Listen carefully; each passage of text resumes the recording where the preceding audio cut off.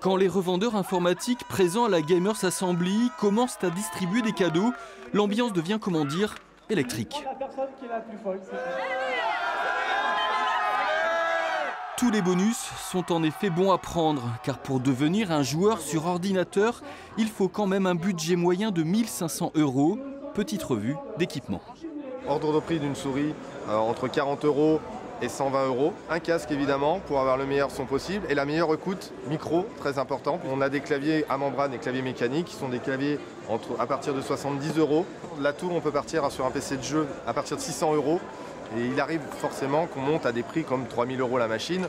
La France compterait 28 millions de joueurs si on prend en compte tous les supports vidéoludiques. Et ils auraient dépensé en 2011 presque 3 milliards d'euros pour leur passion.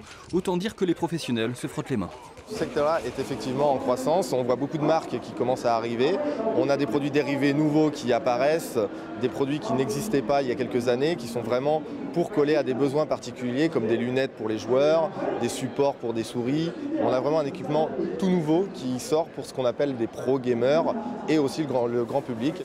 Et comme certains n'en ont jamais assez, nombreux sont ceux qui n'hésitent pas à s'afficher jeux vidéo jusque sur leurs vêtements.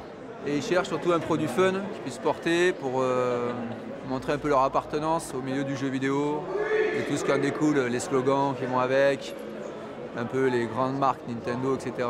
Le phénomène jeu vidéo devrait encore se développer dans les années qui viennent et c'est plutôt une bonne nouvelle pour l'économie hexagonale puisque la France compte 5 000 emplois hautement qualifiés dans ce secteur.